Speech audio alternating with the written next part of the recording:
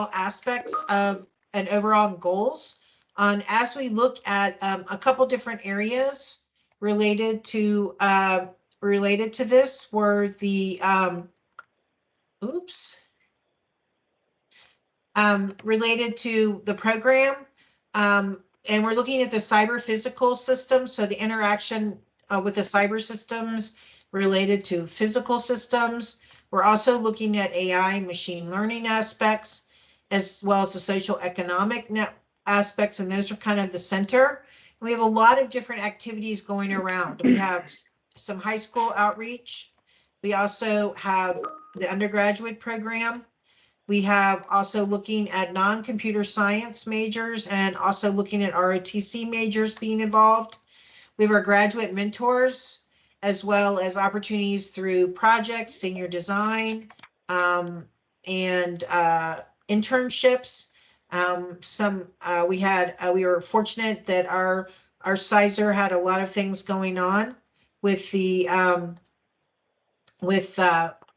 internships with the Griffith Institute as well as others. Our workshop this summer, that was a big success with interactions as well as a lot of speakers. And then these seminars that we're trying to do other topics and also continue to provide information. So before we start with Columbia Basin, is someone from Central Washington here that would like to share?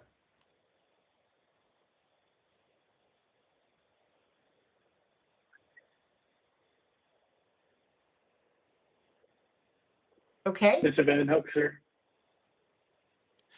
Sorry about that. I had somebody pop into my office. Can everybody hear me? Yes. Yeah. Okay. Sorry about that. I also just sprinted in. I'm Andrew Van Hook. I'm actually the recruiting operations officer for CW Army ROTC. That ended up taking over for a couple of our Air Force ROTC Lieutenant Colonel, and then our ITAM program had a professor that was assisting with that.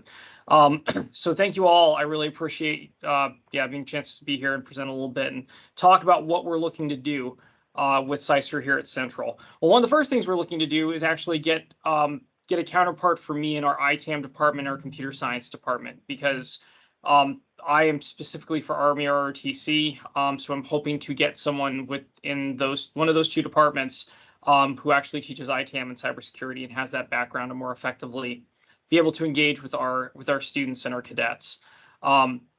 Honestly, I think it's a fantastic program, and I'm able to do a lot of the administration when it comes to working with these students and making sure that they're able to take part in the seminars, take part in the workshops, and take part in the internships. But really, to be able to flesh out what we want from our program and be able to take a look at our curriculum and take a look at some of our research opportunities. I really want to make sure we get some more support there. So we've been engaging with our Information Technology Administrative Management Department, specifically Dr. David Douglas there, to try to get more of that support for our program. We currently have three students in our ITAM, in our CySER program here. To our return, so that's Jik Lebovich, who is our Air Force ROTC cadet. Then we have Noah Black, who is non-ROTC, traditional student working as an ITAM major. Our newest cadet, and I'm really excited about this, is Edward Chavez, and he's our first Army ROTC cadet in the program. So we now have a cadet from both Army and Air Force, as well as a traditional student. So it's great to have those three different perspectives. We'd like to expand that, hopefully, to a few more students within the program, and I'll be talking with Bernie about that as we kind of make sure we're supporting we have the right amount of funding to support those students. A couple things and kind of a unique perspective that I'm able to give by being an ROTC, a civilian employee within ROTC, is to talk a little bit about the career opportunities probably within the military side and what we're starting to see. And this is kind of a unique and interesting development. I've been working a lot with our Washington National Guard teams over in Camp Murray. The Washington Army National Guard specifically is starting to see cybersecurity officer slots in the Washington Army National Guard. This is something that we've been asking for probably a good 5 years now. Traditionally, when it comes to the U.S. Army Reserve and when it comes to the National Guard, the majority of our Reserve and Guard cybersecurity positions for officers have been mostly on the East Coast, in and around Washington, D.C. So it's been harder for us to find those cybersecurity officer positions outside of that DC bubble. Um, and obviously, we have a lot of students, especially our Army ROTC cadets, of which almost a third are going to be commissioning into the reserves or the National Guard, that want to stay local here in Washington. Obviously, in Washington State, we have a very large computer and cyber and computer science, cybersecurity. We have Microsoft, we have Amazon. We have individuals who want to work in the private sector within cybersecurity, but they also want to serve in either the National Guard or the Army Reserve. So to finally start to see some of those cybersecurity officer positions coming into Washington State's been a really great thing. I know for sure there's going to be 5 cybersecurity positions within the Washington Army National Guard. I'm trying to get some more confirmation on Air National Guard and Air Force Reserve, as well as Army Reserve, on what they might be getting. But my guess is they are starting to see some similar positions open up within those institutions. Because especially for Army ROTC, we commission a very large portion of our cadets into our reserve components. So finding them careers within, the cybersecurity world outside of the uniformed services is really important for us. So especially when we're talking about, trying to keep them within the military industrial base. Obviously, we have Boeing over there on the west side, and we're trying to work with them, potentially to have some of our cadets go and do some internships and some other things there.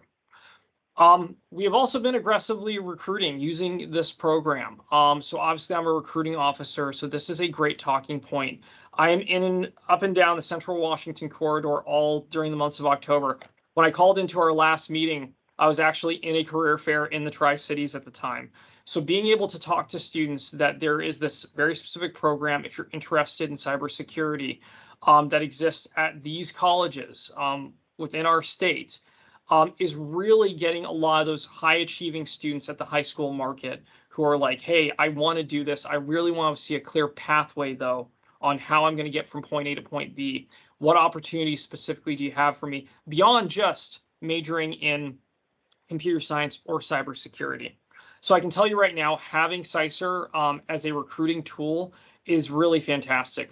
My counterpart, Tim Tate, who's the Army ROTC recruiter for Washington State University, he is actually down in Yakima with me right now. He is aggressively recruiting within this market. So, but that's another feather that he can use, because obviously we have, Wazoo's leading this program for us.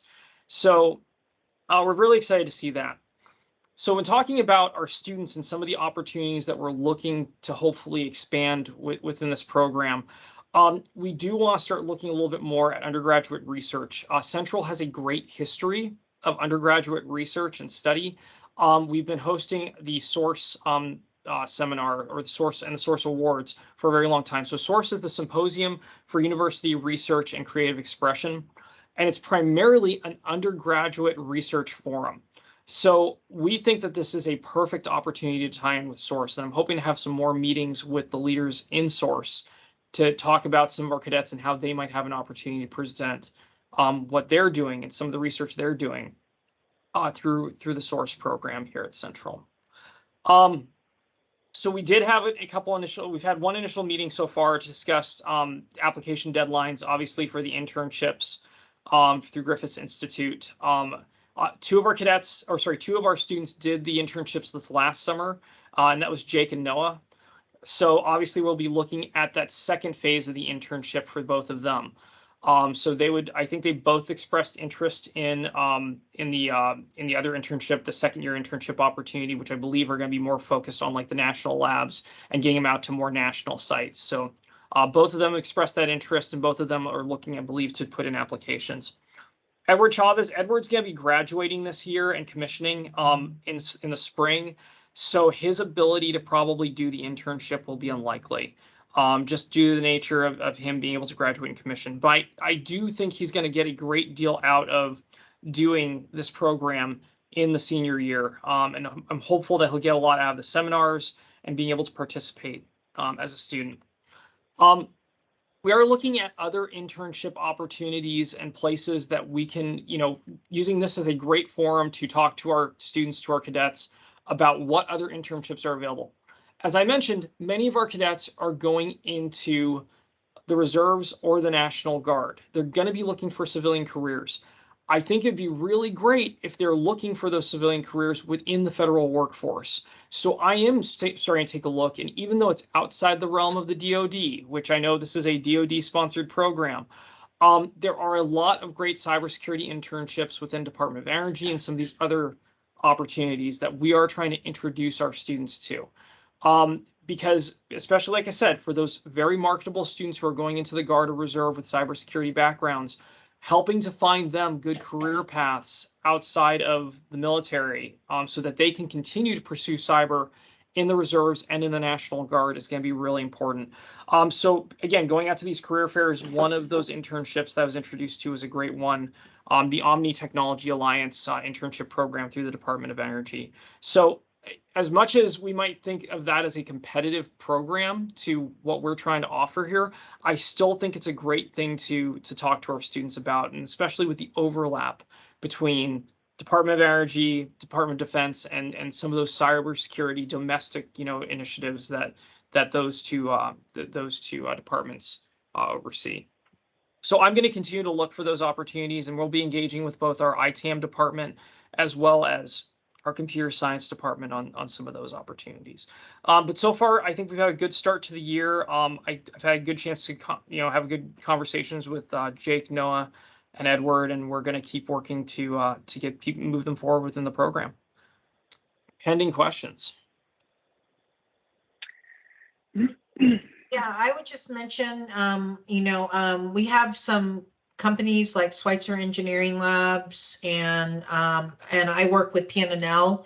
And so if people are interested in, particularly in those, we also have some of our other industrial advisory board folks we're going to be pulling in. So if people have particular interests in areas, we hope to be sending some of that out in the near future with our different advisory, on top of also the DoD opportunities. But, I think there's a lot of overlap, as we talked about, in the cyber physical aspect, and DOE is a great example. I'm a power engineer, so you're kind of preaching to the choir here with DOE. But we also have some good connections in the National Security Division of PNNL.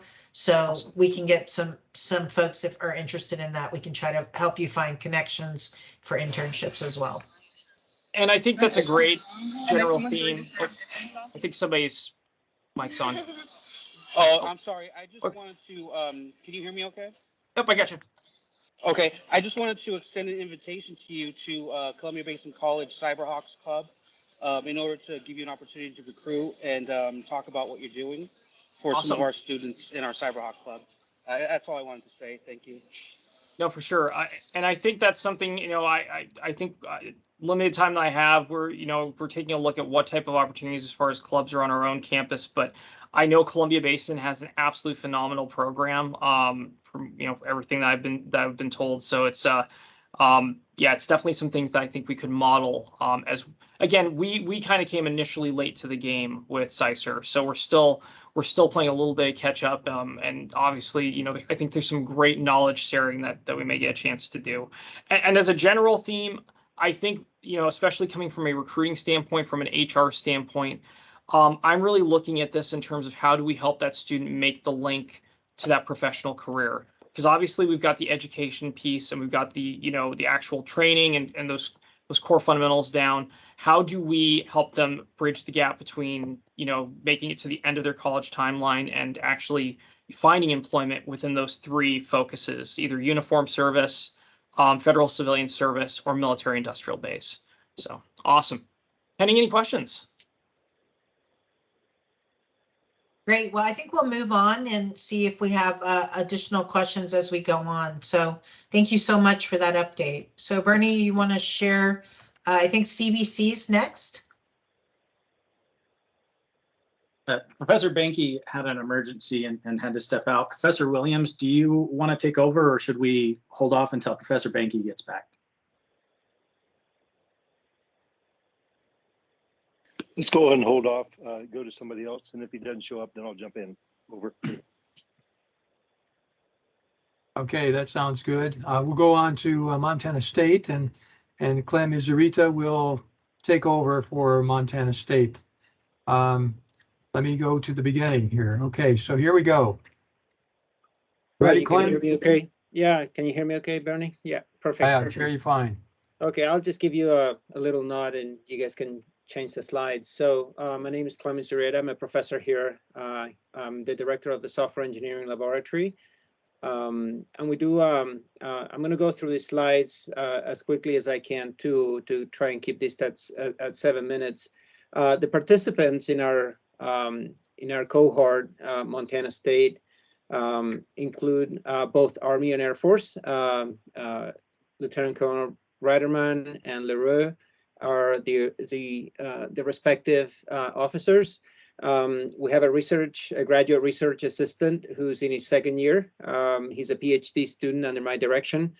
And last year we had 4 Air Force cadets, and this year we have 2 Air Force and 2 Army cadets. And I see them here in the audience as well. I'm particularly excited too because 2 of our the Army cadets, although STEM, they're coming from environmental sciences and ecology, which is really exciting for me because we're crafting projects that are going to be aligned with some of their expertise and trying to make sure that we still stay within the spirit of the program and what we're trying to do in terms of educating, the cadets as before they get commissioned. Next slide, please, Bernie. So very quickly, a lot of the projects that we do at Montana State University are driven or come from the work that is being done in my lab. And so a lot of the work that we're doing helps us also maybe exemplify or sell the projects to the different cadets so that we can find ideas that that are mutually agreeable, I guess, with the students so that we can try to craft something that's capstone level or something that's scoped for about a year. So one of the projects that we work on is hierarchical software quality modeling. We use a lot of quality assurance techniques, especially to facilitate work in cybersecurity and try to identify malware. Next slide, Bernie. Here's an example of using MITRE's work to help inform some of the hierarchies that we're putting together. And the expertise for these types of projects typically come from computer scientists or software engineering students. These are the students that are really driving this project. Next slide.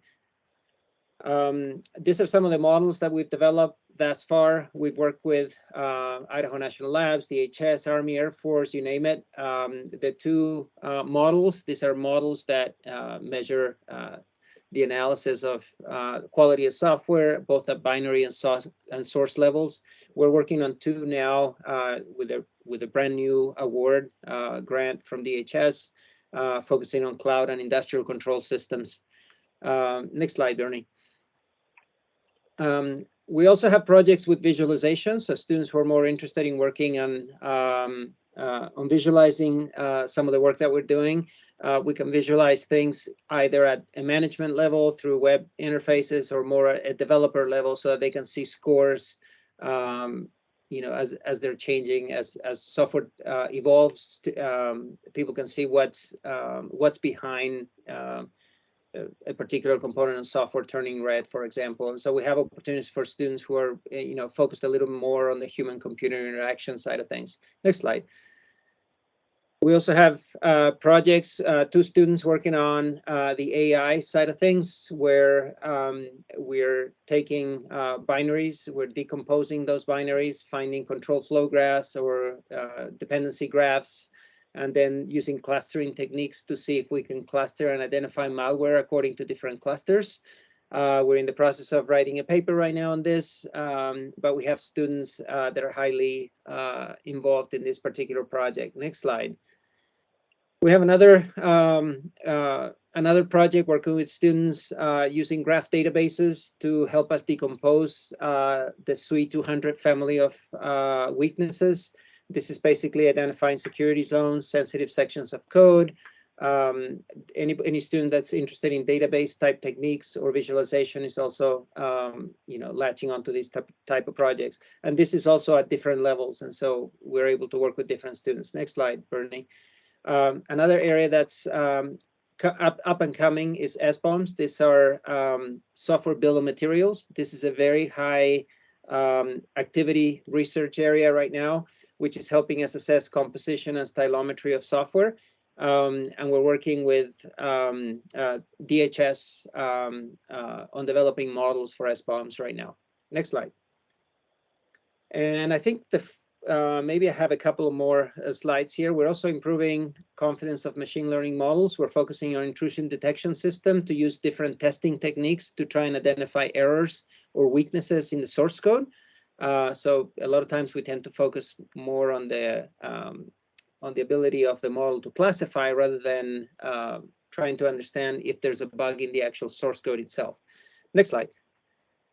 I have one student working on conceptual frameworks and theory of bug bounty platforms, and we're trying to identify different ways in which we can help practitioners deal with different malware that could potentially be uploaded into bug bounty platforms. And this makes bug bounty platforms a perfect source or a perfect place for attackers to go and find really good malware. And finally, the last area of research, Bernie, next slide, would be working with the electrical engineering department, and we're looking at doing malware detection using obfuscation of the opcodes in the FPGAs. And so if you're doing anything with field programmable gate arrays, we're doing triple redundancy with multiple cores so that we can obfuscate codes and try to deter attacks on any type of hardware that's attached to potentially industrial control systems or critical infrastructure. In terms of, so these are all the projects that we have that help us sell potential projects where undergraduate students or cadets can participate in. So we have a huge number of projects, and right now in the lab. Next slide, Bernie.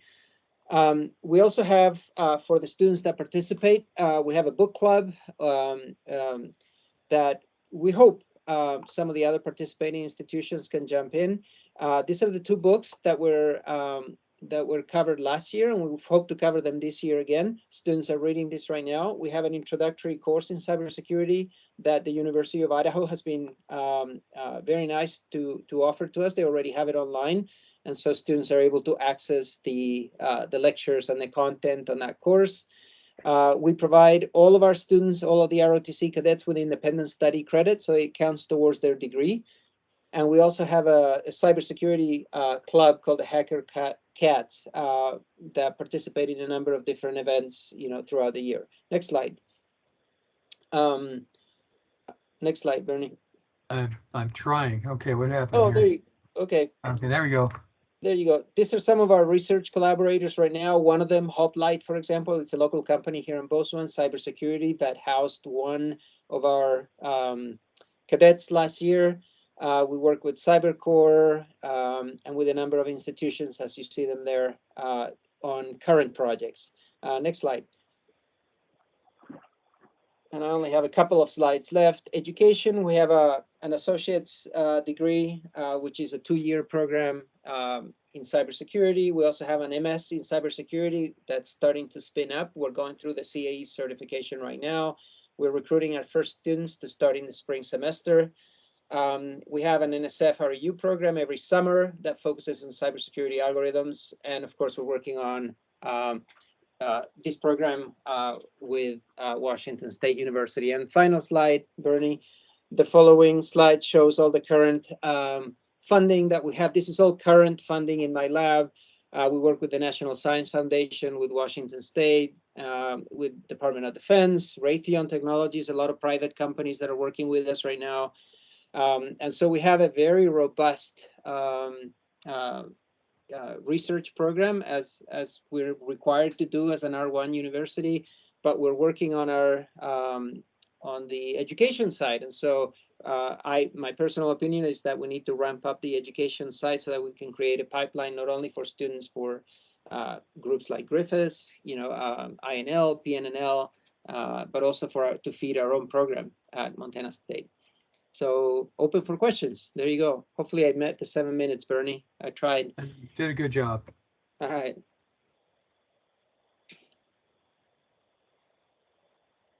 If All right, not, you can. any questions? All right, so I think University of Idaho, is anyone on that's going to present? University of Idaho? I don't think so. We have not heard from them, and I know that the lead there is traveling, so I've not, unless somebody speaks up, we'll just move on. Yeah, why don't you go ahead to WSU? Okay, and I assume no one is here from Columbia Basin College yet? Okay. Professor Banky won't be if joining Ned's- us, but Professor Williams I is can- here and could take over. Yeah, I'll field that if you want to go ahead, Bernie, and I'll follow up. Either way, it's up to you. Okay, so do you want to go ahead with CBC then? Is this Professor Williams? Yes, sir, it is. Okay, sure, Yeah, while you're Let's putting up go. your slide, I'll go ahead and introduce myself. I'm sure. Lee Williams, one of the newer staff at CBC. Spent 10 years at PNNL, spent about 26 years in the Air Force, primarily in science and engineering. Although at one point I did serve as the chief or the CIO of the Air Force A1 for one of my jobs. So first slide. Can you see this? No, Are you we seeing can't it? I see guess I need to share again. Okay, Yeah, sorry. you need to share. No, we're not seeing Okay. it. Thanks, Bernie. Okay, great. All right, here we go. There we go. We got Next it. slide. Thank you. Next slide. I'm Matt today. Next slide. Quick agenda. We'll go through, hit these on high point, understand we're on a clock. So next slide. So our program started in 2014. You can see kind of three different primary prongs. One, a one-year certification program. There is a 2-year Associates of Applied Science type degree, and then the BAS in cybersecurity. In 2022, or 2020, sorry, added the BAS for information technology. And then there's a data analytics sphere as well, but that's also cross-pollinated between some of the other programs like such an advanced management degree and others as well. And then cloud services, of course, we're touching on. One of our big claims to fame is that 600% increase in our graduates. And so about an 85% job placement. Some of that's a little skewed as some people may choose other options or just want to kind of not pursue job options immediately. But again, average salary is looking about $65K a year. Next slide, please. So this year for CySER, we had 4 students involved. We're looking to and actively recruiting up to 10. And we're looking at specifically doubling our outreach for both the women and also minority students. CBC, of course, is a Hispanic serving institution. So we're pretty proud of that linkage and appreciate cyber focusing on that as well. Next slide, please. One of our big thrusts is going to be threat modeling as we kind of look at different projects for our students to engage in. We'll talk more about that in a second. Next slide, please.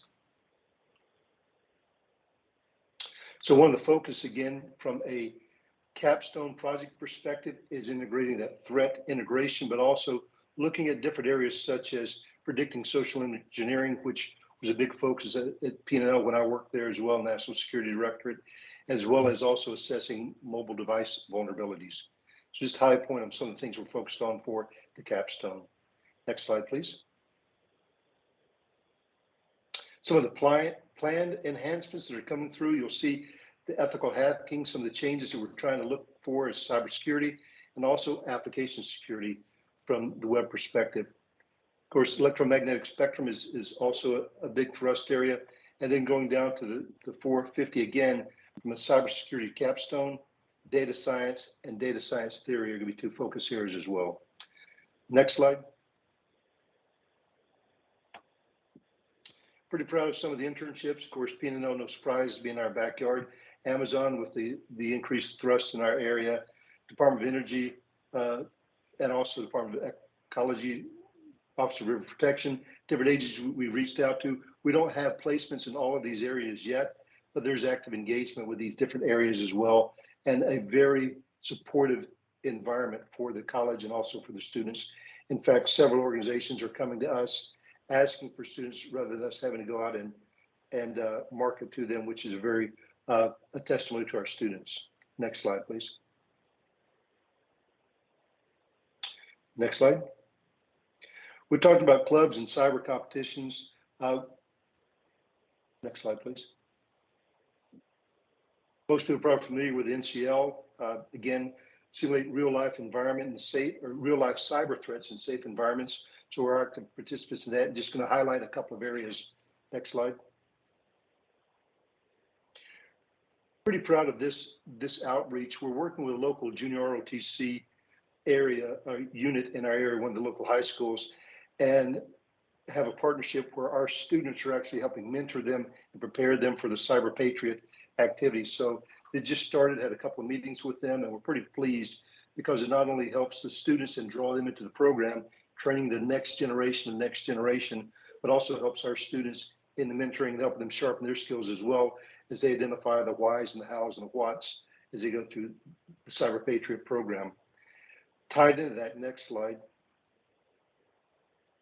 is also the Stellar Explorers. Very similar program, not the same focus, but more of air and space focus. But again, our students are going to be helping the junior ROTC students be involved in this program as well. The college has been very supportive of helping get our lab up to speed so the junior ROTC students could actually use our lab and participate and then go forward. So again, it looks like it's going to be a nice slash up with the junior ROTC students and our students. Next slide. And of course, our students are preparing for the Cyber Force competition November 4th and 5th. And so, yeah, I'll just leave it at that. Final slide. Any questions for me? Or anything the students want to add that you think Professor B might want to add? I think that covered everything that we had talked about pretty succinctly. The JROTC outreach has been one of the more fun projects to work on because not only are we helping each other out, but now we're getting that next generation. And we've got several of our non-traditional students who actually have high school kids that are on those teams. So it's been a good opportunity for our Cyberhawks Club to get into the high schools and help those students out. We are looking at several other high school programs right now for outreach in addition to those, but those are all in the works. And then the only other thing I wanted to bring up is NCL. We just finished the practice game. The individual game is this weekend. So is there anyone else that's involved in it this year or that are participating? I know we talked about a little bit of friendly competition back and forth between schools last time, but be interesting to see who all is participating this year. Unfortunately, I don't think my club's going to be doing it this year. It's because it started too early with the registration. At least it's something I'm going to have to look sooner to. But I'll see if I don't know if they extended I'll see what I could do. That's something I've wanted to do for a while. I've got a few people, but not a lot of people to make a team. That's all I had to add. Thank you. Great, thank you. Lots going on. So Bernie, you want to talk a little bit about WSU?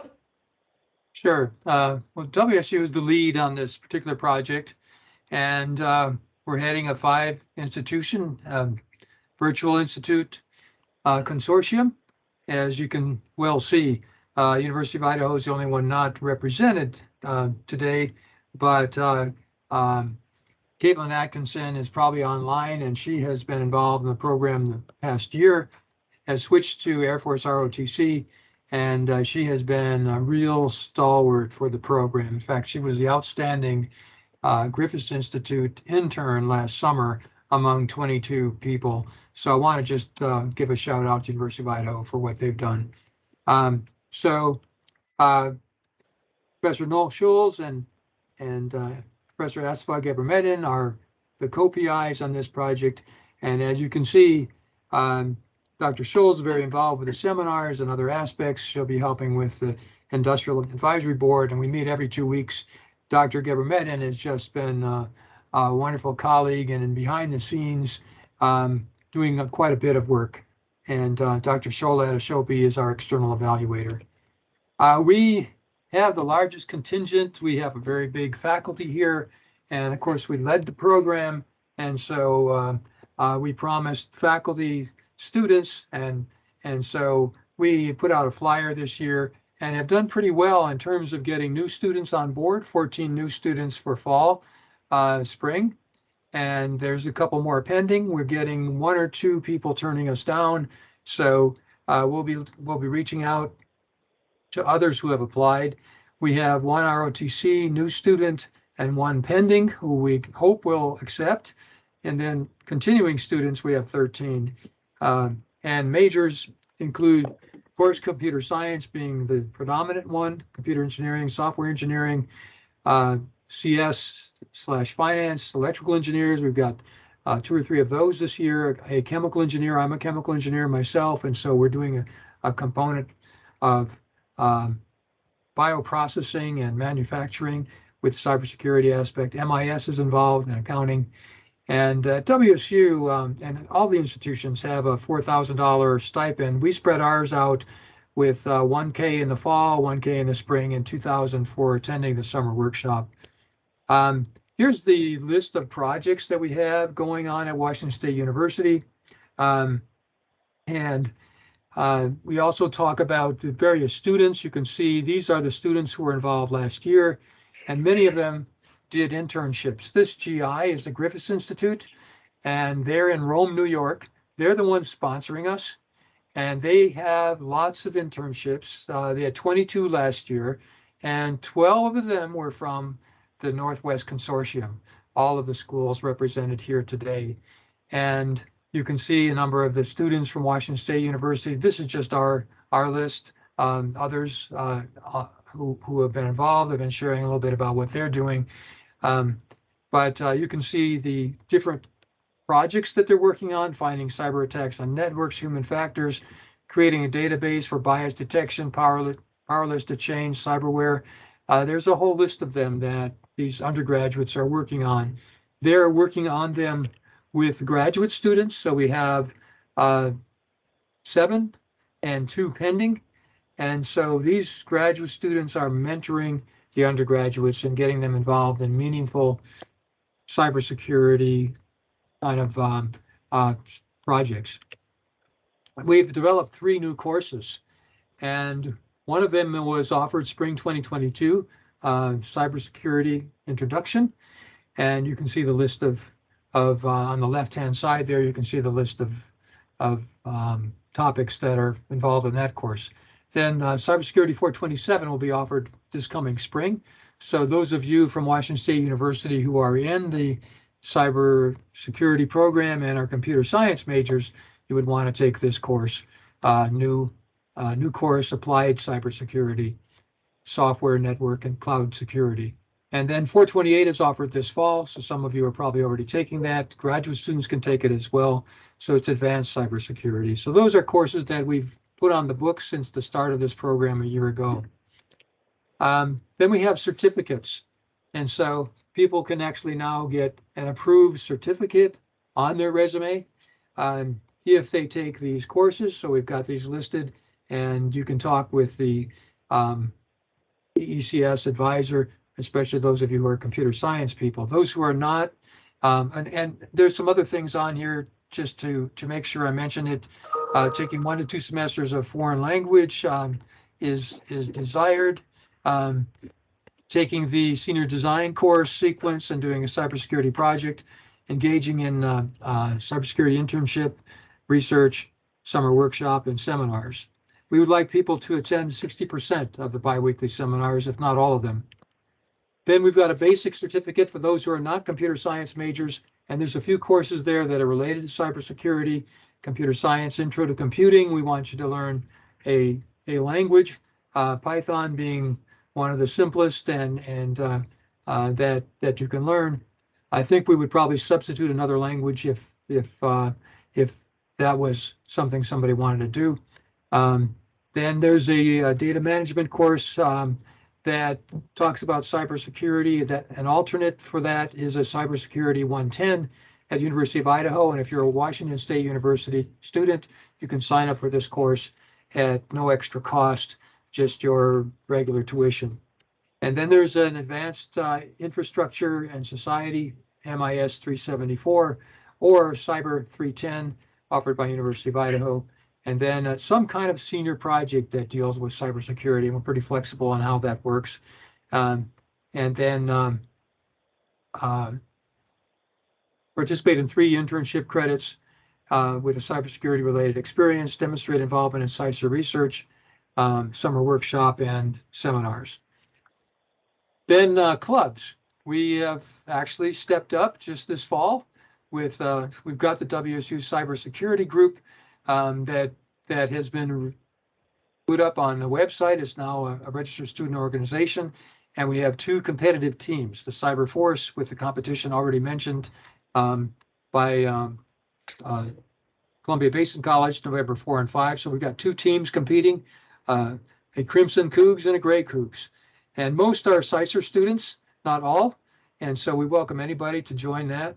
And then the NICCD competition, November 10 and 11. I think that was also mentioned earlier. Seminars. So let's talk about those a little bit. You'll see a flyer that comes out. This is Deb Wells, formerly from Central Washington University, who gave a seminar last year. So you'll see these coming out. They'll be sent to you through the listserv, and you can see them on the website as well. So here's what we have. So Rob Crossler's not able to do October 31st, as mentioned by Dr. Scholes a little bit earlier. So we'll try to get a substitute for that. Slater Weinstock is right here in Pullman with Casaba Security. And so he'll be talking November 14th. We don't have titles yet, but we'll be getting them. Then James Halverson is a very active EECS PhD student from Washington State University. Will be giving a seminar November 28th, followed by Hai-Ping Kai from the School of Electrical Engineering and Computer Science, who does cybersecurity research. Ones we've had last year, so you can see that we are very active. You can see some of the people that are actually online or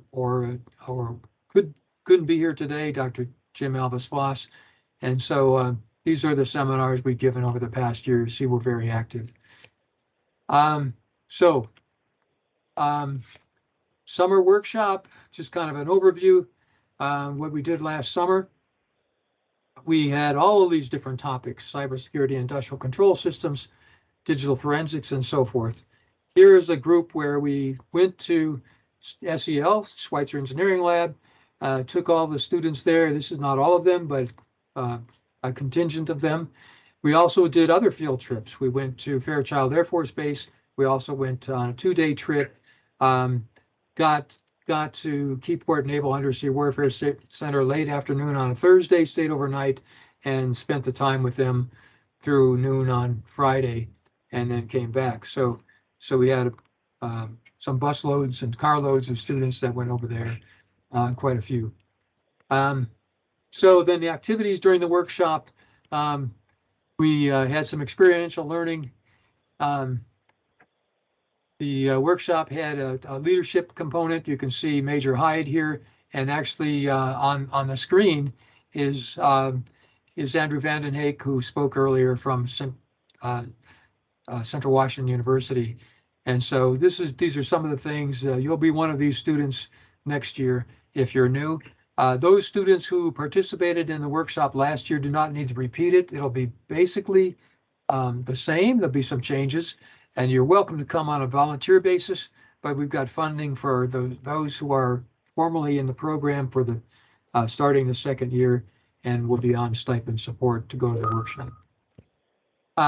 More from the summer workshop, we gave posters. These are posters that are related to the research that students were doing. And those of you who are not from Washington State University have different ways they're doing things, but we'd like posters from you if possible. And it's a little bit optional, but we'd love to have it. You can see Clem Izarita there on the bottom right. He spoke to you earlier about Montana State University. And you'll see an undergraduate, Tim Kane and Tim Righty rather, and Pankal on the right. Bottom right there is a graduate student who mentored Tim last summer.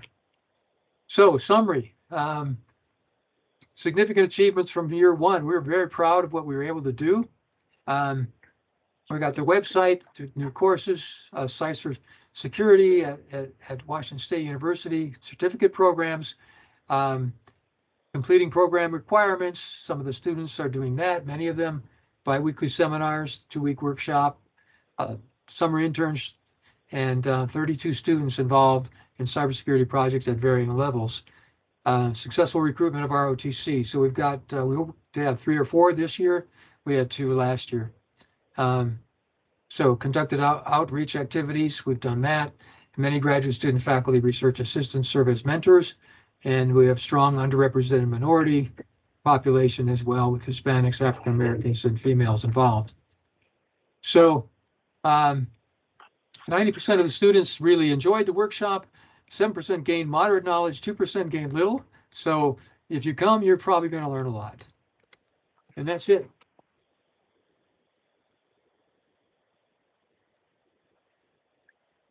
All right, so that was a lot of information, and we will get the different PowerPoint slides up on our CySER website. So if you have questions with some of the information that went by pretty fast, I did put a link in the chat for those of you who to get feedback kind of on the seminars, and that's one of the things our external evaluator is looking at. What we're doing and what are the things that are going over well, what are the things we can do better.